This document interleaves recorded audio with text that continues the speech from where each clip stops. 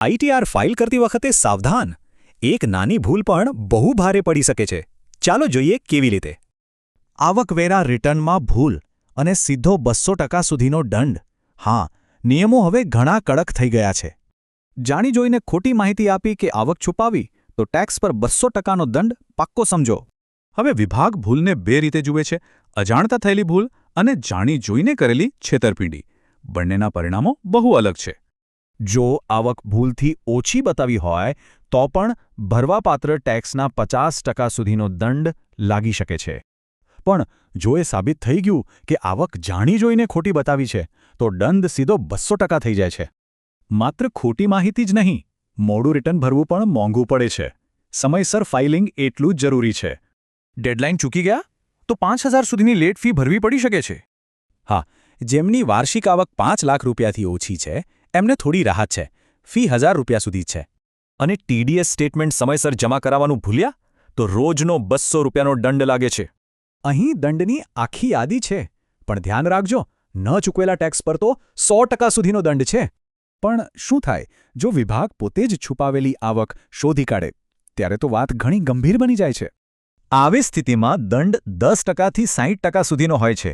બધું એના પર નિર્ભર કરે છે કે આવક કેવી રીતે સામે આવી. ખાસ કરીને ક્રિપ્ટો રોકાણકારો માટે રેડ એલર્ટ છે, કારણ કે એમના વ્યવહારોની રિપોર્ટિંગ ખૂબ જટિલ હોય છે. ક્રિપ્ટોમાં ઘણા બધા ટ્રાન્ઝેક્શન હોય છે, એટલે રિપોર્ટિંગમાં એક નાની ભૂલ પણ મોટા દંડને નોતરી શકે છે. તો શું આ બધા દંડમાંથી બચવાનો કોઈ ઉપાય છે? હા, એક રસ્તો છે.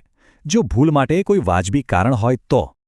જો ભૂલ ખરેખર અજાણતા થઈ હોય અને એની પાછળનું કારણ યોગ્ય રીતે સમજાવી શકાય તો દંડ માફ પણ થઈ શકે છે.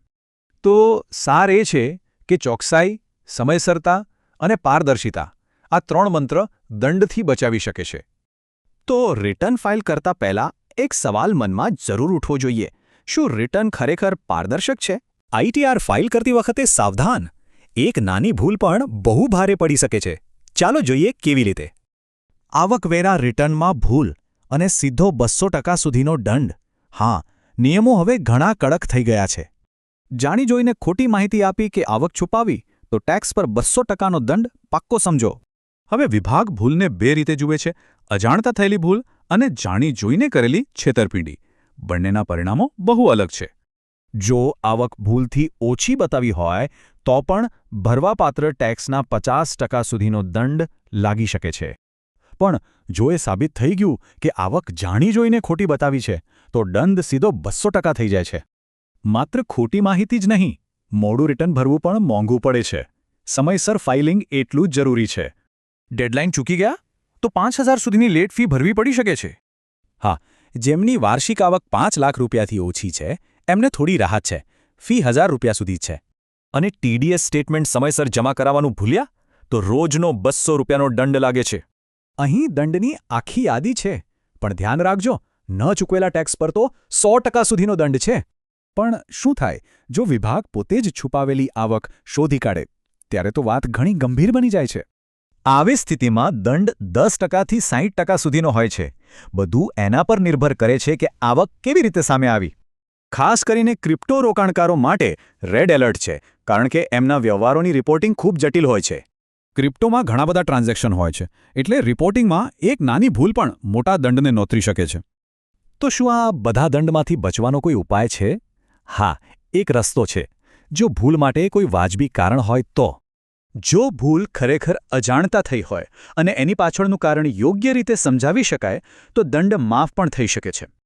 તો સાર એ છે કે ચોકસાઈ, સમયસરતા અને પારદર્શિતા, આ 3 મંત્ર દંડથી બચાવી શકે છે. તો રિટર્ન ફાઇલ કરતા પહેલા એક સવાલ મનમાં જરૂર ઉઠવો જોઈએ: શું રિટર્ન ખરેખર પારદર્શક છે? આઈટીઆર ફાઇલ કરતી વખતે સાવધાન. એક નાની ભૂલ પણ બહુ ભારે પડી શકે છે. ચાલો જોઈએ કેવી રીતે.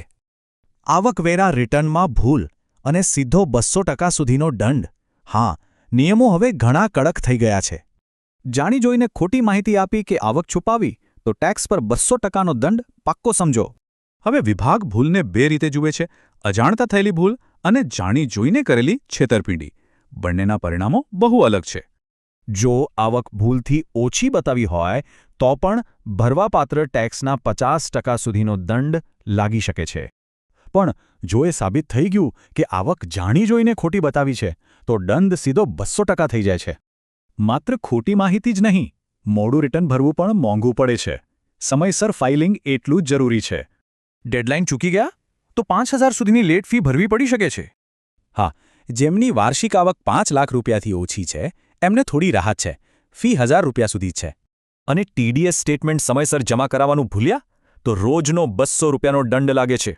અહીં દંડની આખી યાદી છે, પણ ધ્યાન રાખજો, ન ચૂકવેલા ટેક્સ પર તો 100% સુધીનો દંડ છે. પણ શું થાય જો વિભાગ પોતે જ છુપાવેલી આવક શોધી કાઢે? ત્યારે તો વાત ઘણી ગંભીર બની જાય છે. આવી સ્થિતિમાં દંડ 10%થી 60% સુધીનો હોય છે. બધું એના પર નિર્ભર કરે છે કે આવક કેવી રીતે સામે આવી. ખાસ કરીને ક્રિપ્ટો રોકાણકારો માટે રેડ એલર્ટ છે, કારણ કે એમના વ્યવહારોની રિપોર્ટિંગ ખૂબ જટિલ હોય છે. ક્રિપ્ટોમાં ઘણા બધા ટ્રાન્ઝેક્શન હોય છે, એટલે રિપોર્ટિંગમાં એક નાની ભૂલ પણ મોટા દંડને નોતરી શકે છે. તો શું આ બધા દંડમાંથી બચવાનો કોઈ ઉપાય છે? હા, એક રસ્તો છે. જો ભૂલ માટે કોઈ વાજબી કારણ હોય તો. જો ભૂલ ખરેખર અજાણતા થઈ હોય અને એની પાછળનું કારણ યોગ્ય રીતે સમજાવી શકાય તો દંડ માફ પણ થઈ શકે છે. તો સાર એ છે કે ચોકસાઈ, સમયસરતા અને પારદર્શિતા આ 3 મંત્ર દંડથી બચાવી શકે છે. તો રિટર્ન ફાઇલ કરતા પહેલા એક સવાલ મનમાં જરૂર ઉઠવો જોઈએ. શું રિટર્ન ખરેખર પારદર્શક છે